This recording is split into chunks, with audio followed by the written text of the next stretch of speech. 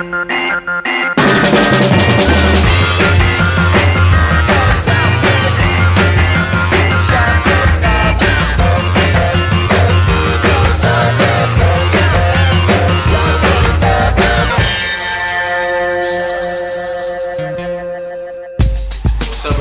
is your boy North215. Welcome to my YouTube channel, Killer Kicks, and today we have a very dope discussion, not a review. We have a discussion. Yes, sir. Next to me, I have my boy Sneaker Freaker, and let's get right into the discussion. What's the topic for today? Well, it's funny. The topic for today was based on one shoe. The one shoe, as we all know, is the coveted, paid in fulls. We all know the story as to how the shoe got scrapped and yada yada yada. So pretty much the title of this discussion was hype or not. Did you pick up the shoe because it was hype or not? and it's just plain and simple. And in case if you don't know, in case if you're new to this, sneaker culture, I'm just give you like a real brief thing.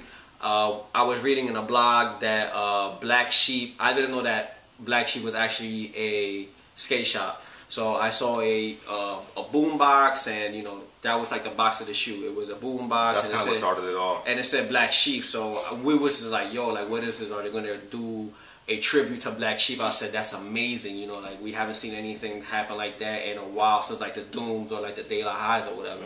So then yada yada yada. A couple months later, we find out that it's not a Black Sheep. That there is actually a store named Black Sheep.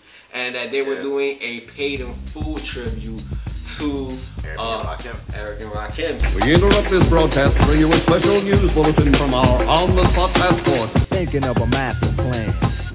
Death with the record. Death with the record. Thinking of a master plan.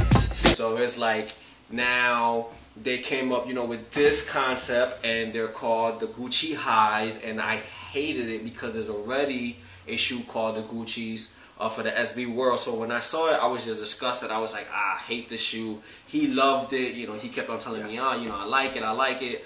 But when I kept on reading the comments, it was me and him back and forth. It was just like, some people liked it, some people didn't like it, and you liked it. And what was the reason that you liked it? I liked it because pretty much I'm a hip hop head. Growing up in the 80s and 90s or whatever. A boombox and tapes were essential. Not to mention batteries, that was pretty much essential. So by Black Sheep Skate Shop pretty much throwing out an immaculate package, you could say, I would say one of, if not the best packaging. Not to take away from the ugly Christmas sweaters or, the Premier Skate Shop or whatever, or MIA. I think MIA was a dope ass release in my opinion. Yeah. But for them to pay homage to like probably one of the greatest lyricists of hip hop, Rakim, and just for them to pay homage to pretty much an album and just pretty much execute the shoe as to how the cover looks or whatever was just mind blowing. Not to mention it reminds me a lot of the Money Cat Highs from the Black Box era. But when it comes down to it, the quality was just lackluster. Just didn't, it's not up to par of the older SBs, you could say. And it's not just the quality, it's the sizing issues also. I bought a lot of 3SBs from the Teal Box era, and they were all 8.5. They were all worn, and just the sizing issue was really, really horrible. But quality is just a major issue as well. If you notice from the Teal Box era, J-Pack, Nike SB wanted to pay homage to Jordan 1s and give them a J-Pack high and red low, which is seen right here. Getting back to the quality, very, very cheap as far as just right here. Yeah, and this is after like one wear, and these are both after one wear. Right, after 1 hour. Yeah, so this is like, you could kind of like look in both. I hope that it focuses on it, but you can kind of look on both and kind of see. And the funny thing is, it's not the material. Like this is like a different kind of material as opposed to this. It's just, the way that the shoe is made. Right, they crease very, very easily. This is not a quality discussion, by the way. This is just pretty much Nike SB in a nutshell. So we're just going by, just like from present to past. Right. So moving along towards Tiffany Highs. So we have the Tiffany Highs, which was, to me, is like what actually started like the whole SB hype all over again. And I liked this shoe because I was one at the lows. I recently just wore this shoe and one time, and it basically got the same creasing as the J-Pack. So the only difference was pricing. And to be honest, I feel like it's just the teal box era in general, because the Send Help 2s, which my personal opinion, I love that shoe.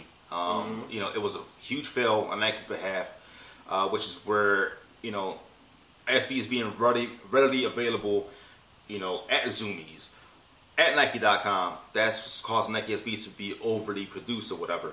Right. They're not taking it back to the roots of Nike SB being available in skate shops, because the Send Help 2s were, you know, the tape box era, which is where, you know, all these come to play right here. Yeah, no, this is last year. You know, a lot of this. So this is 2014. So let's get a little bit into last year. Right, starting with the Concord lows, worn numerous times by the previous owner. As you can see, no creasing at all. Same material, pretty much, and there's no creasing at all. Moving towards the Concepts, a nice sneaker. Like I said, you know, different material, worn one time at a party, no creasing at all. Like it still looks immaculate as they should be. And then getting back to the teal box or the blue box era, the non-tirages, worn numerous times. I can't say how many times they were worn, but as you can see, they still hold up as you would take them out the box. And I've worn them plenty of time. And this was actually a trade that we did. So he was the previous owner, and I'm the owner now. And as you can see, you know, no creasing at all. So, and the sizing issues, like they all fit great. You know what I'm saying? Like I can actually go down a size. Now I have to go like up a size. These are a size 9, and they hit my pinky toe. And again, the creasing and just the quality is just. And this is a size. This is a size 9, and my pinky toe kills me. And this is a size 9, and it's like the best comfortable shoe. So, you know, it seems like there's an issue with the sizing as well.